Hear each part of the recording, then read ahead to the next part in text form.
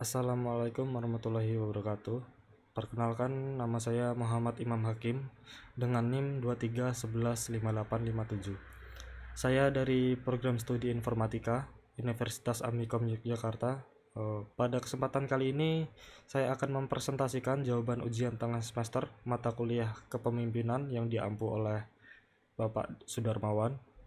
Tanpa berlama-lama, langsung saja kita masuk ke pembahasan pertama. Masuk ke soal nomor 1 tentang peran kepemimpinan. Saya membagi perjalanan ini menjadi dua fase, persis seperti analogi catur yang bisa dilihat di slide.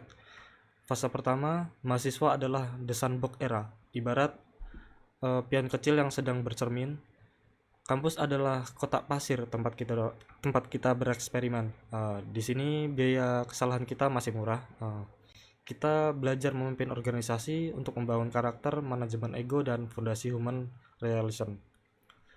Namun, ini semua adalah persiapan mutlak untuk fase kedua, yaitu the real implementation. Di dunia karir nanti, kemampuan coding atau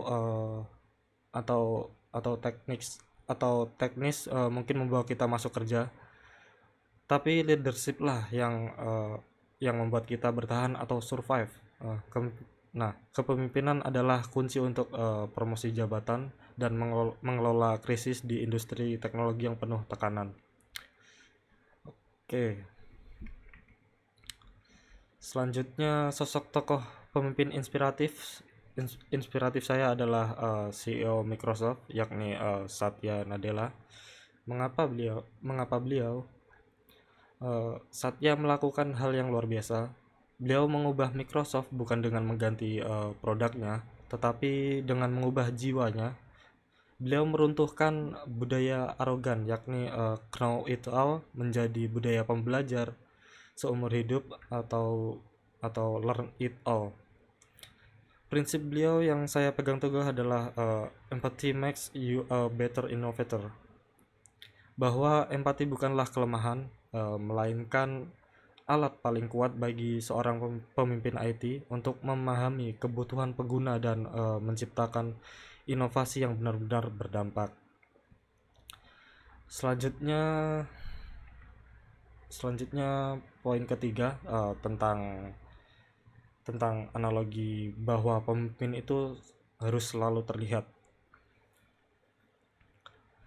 Saya memvisualisasikan hal ini seperti seorang dirijen orkestra. Seorang pemimpin ibaratkan dirijen yang berdiri di podium. Setiap gerakan tangan, ekspresi wajah, hingga ketenangan emosionalnya diamati 360 derajat oleh seluruh tim. Jika dirijen panik, harmoni musik otomatis akan ikut hancur atau berantakan. Dalam teori kepemimpinan, fenomena transparansi total ini disebut dengan the goldfish bowl of effect. Ini sangat sejalan dengan social learn theory, di mana tim tidak belajar dari instruksi lisan kita, melainkan dengan meniru atau modeling perilaku kita. Jadi tindakan pemimpin adalah standar operasional prosedur yang sesungguhnya. Selanjutnya untuk soal nomor 4, yakni 4 pilar teori kepemimpinan. Yang pertama, trade theory. Saya melambangkannya dengan Raja Catur Emas.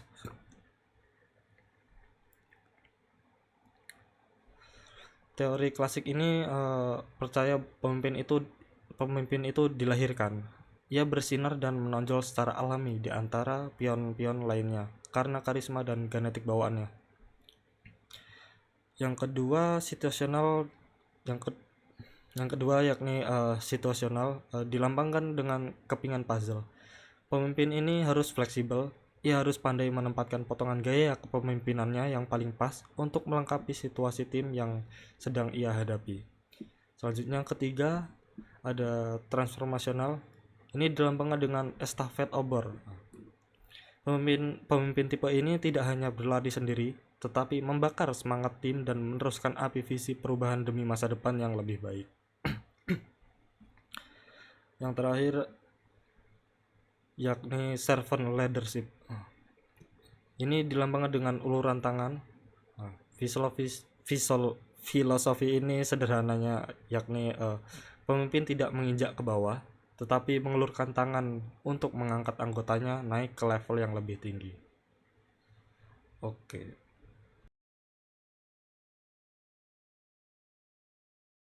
Terakhir, dalam dinamika nyata seperti gambar orang berdiskusi yang terlihat di slide ini, mahasiswa memegang tiga peran penting sekaligus. Mahasiswa memegang tiga peran sekaligus. Peran pertama adalah leader, sang inisiator yang berani mengambil keputusan di tengah ketidakpastian diskusi. Lalu yang kedua adalah peran follower. Ini bukan pengikut pasif, tapi mitra kritis. Kita mendukung pemimpin secara teknis, tapi juga berani memberikan masukan logis jika arah diskusi mulai melenceng. Dan peran ketiga adalah influencer, sebagai agen yang menjaga atmosfer tetap positif dan menjadi jembatan komunikasi agar tim tetap solid dan tidak terpecah belah. Ketiga peran ini tidak statis. Sebagai mahasiswa, kita harus siap berganti peran kapan saja dan tergantung kebutuhan situasi juga. Oke. Sebagai penutup presentasi ini, saya ingin menyimpulkan bahwa kepemimpinan bukanlah sekedar jabatan atau title yang tertulis di kartu nama. Leadership is a behavior. It is an action. Terima kasih. Sekian saja presentasi dari saya. Wassalamualaikum warahmatullahi wabarakatuh.